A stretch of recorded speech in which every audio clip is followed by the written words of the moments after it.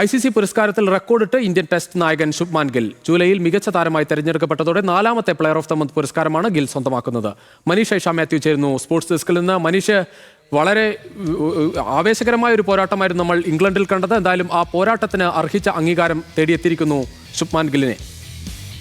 പ്രജിഷ, തീർച്ചയായും England tour അവസാനിക്കുമ്പോൾ നായകൻ എന്ന നിലയിലുള്ള ഗില്ലിന്റെ ആദ്യ പരമ്പര കൂടിയായിരുന്നു. ആ പരമ്പര അവസാനിക്കുമ്പോൾ ഗില്ല് ഒരു പിടി ബാറ്റിംഗ് റെക്കോർഡുകൾ കൊണ്ടാണ് ഈ ഒരു ടൂർണമെന്റ് അവസാനിപ്പിച്ചത്. അതിന് പിന്നാലെയാണ് ഇപ്പോൾ ഗില്ലിന് അംഗീകാരം എത്തിയിരിക്കുന്നത്. ഈ ടൂർണമെന്റിൽ ഗില്ലാണ് നിലവിൽ ഇപ്പോൾ ഇന്ത്യക്ക് വേണ്ടി ഒരു പരമ്പരയിൽ ഏറ്റവും കൂടുതൽ റൺസ്, ടെസ്റ്റിൽ ഏറ്റവും കൂടുതൽ റൺസ് നേടുന്ന താരമെന്ന റെക്കോർഡ്. അതിനോടൊപ്പം തന്നെ ഒരു ഇന്നിംഗ്സിൽ 2 സെഞ്ചുറി സേന കൺട്രിയിൽ നേടുന്ന ഇന്ത്യൻ താരമെന്ന റെക്കോർഡ്. അതിനോടൊപ്പം തന്നെ നിരവധി റെക്കോർഡുകൾ ഈ ഒരു ബാറ്റിംഗുമായി ബന്ധപ്പെട്ട് ഗില്ല് അവിടെ സ്വന്തമാക്കി. 5 മത്സരങ്ങളിൽ നിന്ന് 754 റൺസാണ് അദ്ദേഹം നേടിയത്. അതിൽ 4 സെഞ്ചുറി ഉണ്ട്, അതിലൊരെണ്ണം ഇരട്ട സെഞ്ചുറിയാണ്. അങ്ങനെ വലിയ രീതിയിലുള്ള ഒരു മികച്ച ബാറ്റിംഗ് പ്രകടനമാണ് പുറത്തെടുത്തത്. അതിന് പിന്നാലെയാണ് നിലവിൽ ഇപ്പോൾ ICCയുടെ അംഗീകാരം ഗില്ലിനെ തേടിയെത്തിയിരിക്കുന്നത്. ഇതിപ്പോൾ 4ാം തവണയാണ് ഗില്ലിന് അംഗീകാരം ലഭിക്കുന്നത്. ഇതിനു മുമ്പ് 2023-ൽ 2 തവണ ഗില്ല് ICCയുടെ പ്ലെയർ ഓഫ് ദി മന്ത് ആയിട്ടുണ്ട്. അതിന് പിന്നാലെ 2024-ലും ഗില്ലിനെ തേടി ഈ അംഗീകാരം എത്തി. പിന്നാലെയാണ് ഇപ്പോൾ 2025-ലും ഗില്ല് ഈ ഒരു നേട്ടത്തിലെത്തുന്നത്. ഇതിന് പുരുഷ ക്രിക്കറ്റ് താരത്തിൽ ഗില്ലിന് മാത്രമാണ് ഇത്തരത്തിൽ 4 തവണ ICCയുടെ പുരസ്കാരം ലഭിച്ചിട്ടുള്ളത്. ഗില്ലിനെ സംബന്ധിച്ചിടത്തോളം നിലവിലിപ്പോൾ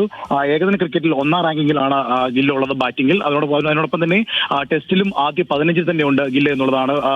അതിനോടൊപ്പം തന്നെ എടുത്തു പറയേണ്ട ഒരു കാര്യം, പല താരങ്ങളുടെ അഭാവത്തിലും പരിക്കേറ്റ ടീമിനെ കൊണ്ടും മികച്ച പ്രകടനമാണ് ഗില്ല് ഇംഗ്ലണ്ടിനെതിരെ നടത്തിയത്. ശുഭ്മാൻ ഗിൽ 4ാം തവണയാണ് ICCയുടെ പ്ലെയർ ഓഫ് ദ മന്ത് പുരസ്കാരം നേടുന്നത്. അത് തന്നെ റെക്കോർഡായി മാറിയിരിക്കുകയാണ്. മനീഷ് ഐഷ മാത്യു ആണ് വിവരങ്ങൾ നൽകിയത്.